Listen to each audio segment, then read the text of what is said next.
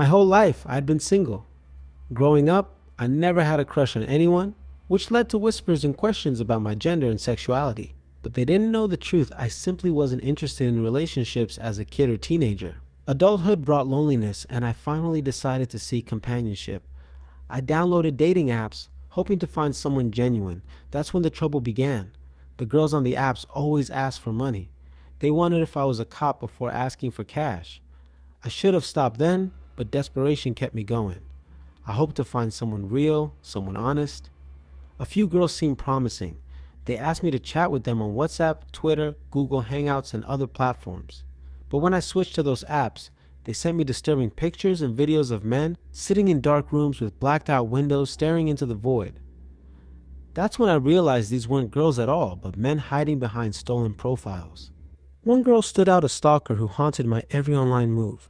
At first, she seemed genuine, even asking for my phone number. But soon, she too asked for money. When I refused, she became relentless, texting me incessantly until I blocked her. Yet, undeterred, she found me on other dating apps, even non-dating ones, her messages turning more desperate and invasive. Until I deleted all the dating apps on my phone, I thought it couldn't get any worse, but it did. Before I deleted the dating apps, some people from the apps asked to meet in person, suggesting sketchy, isolated locations. Despite my past encounters, I hoped to find someone real. But the places they suggested were always wrong: dark alleys, abandoned buildings, desolate parks. I knew something was horribly amiss. Each invitation felt like a trap, a lure into something sinister. In the end, I gave up. Too scared to continue, I deleted every dating app and resigned myself to solitude. The shadows of those rooms and eyes of those men still haunt me. I may be single, but at least I wasn't kidnapped, mugged, or murdered by those who lured me to their traps. The girls who wanted to meet me in those sketchy places were more men, hiding behind fake identities, waiting to ensnare another victim. Like many children, my parents always told me to watch out for strangers, and I always listened. I rarely ever went outside alone, so I didn't worry about strangers until I became an adult. As an adult, I often lost my temper, so I took long walks to cool off, sometimes gone for almost a whole day. During these walks, I would encounter strangers offering me a ride in their car. Thanks to my parents' warnings and cautionary tales, I always declined. One day, needing to blow off some steam, I decided to walk to the downtown area of my hometown. Every town has a sketchy area, and ours was downtown. The sun was setting as I walked, casting long shadows that seemed to stretch and grasp at me. The air was thick with a sense of foreboding. As I approached a game store to pass some time, I noticed a group of strangers loitering in front of it. Their eyes locked onto me immediately, and a chill ran down my spine. "Hey, come sit with us," one called out, his voice too smooth, too insistent. I shook my head, mumbling a polite decline, but they persisted, their questions growing more invasive. "Nice shoes. What kind of phone do you have? Let us see." I knew better than to engage, but their presence blocked my path to the store. Then came the offer that made my blood run cold. "Want some candy?" The way they said it made it clear this was no innocent offer. My mind raced with stories of strangers luring children with candy, but these were men offering drugs to a fully grown adult. My heart pounded as I realized I had to pass them to enter the store. With a sinking feeling, I knew my day out was over. I turned to leave, my footsteps quicking as I put distance between us. I glanced back once, relieved to see they hadn't followed. I never went downtown alone again, haunted by the memory of their leering faces and the dark promises behind their eyes. I was in my car around midnight, parked right outside of the city, lights off, an area where people relax and floor it as they're exiting towards the highway. Tons of speeding tickets were always given there. The problem is that on the side of the road, the woods were so dense and alive that deer would sometimes jump out. When you're going 60 miles per hour, a passing animal can and will kill you. We put down bumpers and tried everything, yet for some fucking reason everyone sped up around the same area at night. I get it, it's boring, but it's not unbearable. Just some woods and a field on the other side.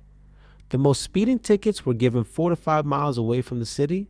I wouldn't wait right outside. I'd let them speed up a bit, and then around mile 4 I'd turn the lights and the siren on. "Pull over, motherfucker." As I said, it's midnight. I'm sitting in the car on my phone by myself. Suddenly, someone practically flies past me, going 90 miles per hour. 90. I pulled him over, barely catching up. Good evening, sir. Do you know how fast you were going? I pull over this young man, pupils almost non-existent, shaky and sweaty. Why, yeah, I'm sorry. Should I do a drug test? Are you okay? I lean over to look at him better. Yeah. Yeah. I stare at him. Right, I'll have you do a small test, remain in the car, hands on the wheel, please. He tests negative. I give him a ticket, and he seems like he didn't even register what I did. He keeps looking in his rearview mirror. Who were you getting away from? I asked jokingly. No, I wasn't. Just, never mind. Never mind. He takes a big gulp and finally looks at me. Is this the beginning of your shift? Yeah, stay here, I guess. Just, I don't know. Look in your rear view from time to time. Don't go back to town. I laugh. Yeah, okay. He drives away, and I'm left alone in my car, facing away from the city. No streetlights around me, just the woods to my left and the field to my right. I am alone, and it's dark, and now I keep looking in my rear view mirror. Half an hour passes, and there comes another, 100 miles per hour. Insane. That'll get your license taken away, buddy. I barely catch up to her. An old lady? Damn, she's fast and furious, I guess? Police? Ma'am, I know. She's shaking. I couldn't let it catch up. At first, I think she's joking. Then I lean down and look at her. There's no room for jokes in her eyes. Who is catching up? What's down that road, ma'am? There are things that pass through the world without being alive. Another cultist. I ignore her frantic looks behind her shoulder, and I do my job. After she leaves, I'm in my car again, and it's close to 2 a.m. The road is empty and cold, and my rearview mirror shows nothing. What could it even show? I'm trying to stay calm, but something inside of me is screaming. I don't know why. What were these people running from? What is so bad that determines them to speed up that bad in that sector of the woods? When I stop the third car, it's more out of curiosity. I get to their window to see a couple of teenagers. The girl in the passenger seat is hiding her face in her hands. What's going on? I ask. I don't even do the formalities. What's chasing you? I don't know what the fuck that was. I looked in my rear view, officer, and the kid wipes his nose and glances at me, then remains fixated on the mirror. His eyes widen. Suddenly, his mouth drops open, and he clumsily revs up the engine and speeds away. Before I get to process it, I'm left in the dark. I got his license plate. I know I should go after him, but I look back towards the town, at the dark road. Something is moving in the horizon. It's black on black. I can't see what it is. I get in my car and lock the doors. Maybe I should just leave, position myself somewhere else. I turn on the engine. I look in my rearview mirror, and for a split second, something that I can't even recall flashes behind me. I can't tell if it's a face or not, because it's so quick. I blink a few times, gone. I think I imagined it. My heart is pounding. That's it. I'll just go. I drive further away, stop again after a mile or two. As I'm waiting in the car, my mind is just screaming at me to go. You know what? I decide I'm fucking off. As I'm about to do that, another car speeds past me. 110 miles per hour. My radar's going crazy. Holy fuck, man. I stop them. The guy's calm and collected. He doesn't check his rearview mirror at all. What's out there? I don't know. I can't explain it. I just wanted to get away. I'm sorry.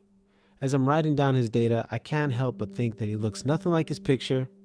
Devin, are you sure this is you? The more I look at him, the more puzzled I become. It's like trying to look at those old AI-generated pictures that show a lot and nothing at the same time. They look familiar, but there's not a single thing that you can recognize. He then smiles at me, stretches his lips to show the teeth. I look down at his fingernails, which are cracked vertically and have rust underneath. I think it's rust. My eyes then dart to the back seat. I can see the outline of some clothes. His whole car smells like rust and iron. Yes, I'm Devin. Why were you speeding? There's something dark and ugly in the woods? What is it? I don't know it's ugly and it's dark. I'm listening to his response, but staring down at the paper. When I look up, he's still smiling. His teeth are clenched. How did he speak to me through them? Creeping in the dark. Yes, running in the dark, looking for people. He's not smiling now. I look at the back seat again, and the clothes are gone. My blood freezes. Stay put. I'll go to my car and be back. Yes, okay, yeah. I will stay put here.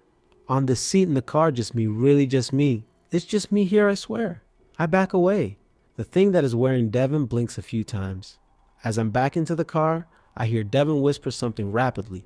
Don't worry, we'll find another slow one for you to catch too. And from the back seat, heavy, excited breathing. I get in the car and it's my turn to speed up. I leave it behind, watching me patiently. It doesn't attempt to run after me. I drive and drive until I reach the next town. I spend the night at a motel and return to my town in the morning. I never drive down that road again. I never pick up a night shift again either. The real Devin and his car have been reported missing and remain like that to this day. I didn't want to write this. My manager told me to stay off social media. The police told me to keep quiet so they could do their job. But I am sitting in a hotel room right now under a fake name and my hands won't stop shaking. I have to tell someone what happened. You might know who I am. I went viral last year for doing dance videos on Instagram. It started as a fun hobby, but within a few months, I had 2 million followers. It felt amazing. Every time I posted a 15-second video of me smiling and dancing in my bright apartment, I felt so happy. Then, a user named at user_998211 started leaving comments. At first, they were just normal, creepy internet comments. You are a beautiful dot. I wish you were mine. I ignored them. But then the comments got too specific. I love the new blue curtains you bought today. Your left ankle looks hurt in this video. Please take care. I had never talked about the curtains. They were barely showing in a mirror in the back of my video. I blocked the account. The very next day, a new account named at user_998212 wrote, "Blocking me hurts, but I forgive you. I love the smell of the vanilla candle on your table." My stomach dropped. I did have a vanilla candle on my table, but I had never lit it on camera. I called the police. They came and walked through my apartment. They found no hidden cameras and no broken windows. They told me to buy better locks and maybe stop posting videos for a while. But this was my job now. I couldn't just stop. I told myself he was just a crazy guy making lucky guesses. Then 3 days ago, I posted a new dance video. I was wearing a bright red sweatshirt, doing a fast dance to a popular song. I uploaded it and went to bed. I woke up at 3 a.m. because my phone was buzzing like crazy. I had thousands of notifications. I opened Instagram, thinking people loved the video. Instead, the comments were full of pure terror. Oh my God, behind you. Is this a joke? This isn't funny. Call the police right now. My heart started racing. I opened my video and watched it closely. There I was, smiling and dancing. But in the background, my bedroom door, which I always keep closed, was open just an inch or two. In the dark crack of the door, there was a face. So it was completely white, with wide eyes that didn't blink, and a huge, scary smile. It stayed perfectly still, watching me dance the entire time. I screamed, dropped my phone, and ran out of my apartment in my pajamas. I ran all the way to the police station. The cops went back to my place. The person was gone, but on my kitchen counter, they found a small note written in messy handwriting. "You dance so beautifully for the world, but you look even better when you are asleep. I have such beautiful plans for us. I want to keep you forever, so you never have to leave your apartment again. I'm going to make you mine tonight." The police put me in this hotel room right away. They put a guard outside my door. They told me I was safe and that they would find him. I finally felt like I could breathe. I took a long shower to try and calm down. Now I am sitting on the hotel bed writing this post on Reddit because I can't sleep. I wanted to see if anyone else had ever gone through something like this. To pass the time, I opened Instagram to delete the scary video. But I saw that I had a new private message. It was from at user_998213. My throat went dry. I clicked on it. It was a short video. I pressed play. The video is 15 seconds long. It is shot from high up, looking down. It shows a girl sitting on a hotel bed, staring at her laptop, writing a post. She is wearing a hotel robe. It was me. It was happening right now. But that is not the part that made my blood run cold. The camera slowly moves down to show the person holding the phone. They are hiding inside a dark, tight space. The camera tilts just a little bit, showing the wooden slats of a closet door. It is the exact hotel closet sitting right now, wide open, just 3 feet to my left. As I watch the video on my phone, I see the person's hand come into the frame. He's holding the bright red sweatshirt I left on my apartment floor.